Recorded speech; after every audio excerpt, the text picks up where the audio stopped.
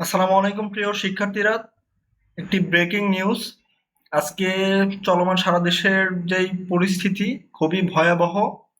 এর মধ্যেই শিক্ষা মন্ত্রণালয় থেকে একটি নিউজ দেওয়া হয়েছে যে সব স্কুল কলেজ মাদ্রাসা ও পলিটেকনিক্যাল অনির্দিষ্টকালের জন্য বন্ধ ঘোষণা করা হয়েছে। আগামীকাল থেকে স্কুল কলেজ মাদ্রাসা পলিটেকনিক যত প্রতিষ্ঠান আছে বাংলাদেশের সকল প্রতিষ্ঠান বন্ধ ঘোষণা। চলমান কোঠা সংস্কার আন্দোলনকে কেন্দ্র করে শিক্ষার্থীদের নিরাপত্তাজনিত কারণে সারা দেশের স্কুল কলেজ অনির্দিষ্টকালের জন্য বন্ধ ঘোষণা করেছে শিক্ষা মন্ত্রণালয়। আজ মঙ্গলবার রাত 8:30টার দিকে শিক্ষা মন্ত্রণালয় থেকে এক সংবাদ বিজ্ঞপ্তিতে এ তথ্য জানানো হয়। সংবাদ সংবাদ বিজ্ঞপ্তিতে বলা হয়, বিশ্ববিদ্যালয় ও কলেজগামী শিক্ষার্থীদের নিরাপত্তার বিষয়টি বিবেচনায় নিয়ে শিক্ষা মন্ত্রণালয়ের আওতাধীন মাধ্যমিক এবং উচ্চ মাধ্যমিক পর্যায়ে সকল শিক্ষা প্রতিষ্ঠান এবং পলিটেকনিক ইনস্টিটিউট সমূহের শ্রেণী কার্যক্রম পরবর্তী নির্দেশ না দেওয়া পর্যন্ত বন্ধ থাকবে। কোটা সংস্কারের দাবিতে 1 জুলাই থেকে শিক্ষার্থীরা আন্দোলন করছেন। গতকাল সোমবার ঢাকা বিশ্ববিদ্যালয়ের আন্দোলনরত শিক্ষার্থীদের সঙ্গে ছাত্রলীগের দফায় দফায় সংঘর্ষ হয়। এছাড়াও আন্দোলনরত শিক্ষার্থীদের উপর দফায় দফায় হামলা চালায় ছাত্রলীগ। রাত 9টা পর্যন্ত চলা সংঘর্ষ এবং পাল্টাপাল্টি ধাওয়ায় রণক্ষেত্রে পরিণত হয় বিশ্ববিদ্যালয় ক্যাম্পাস।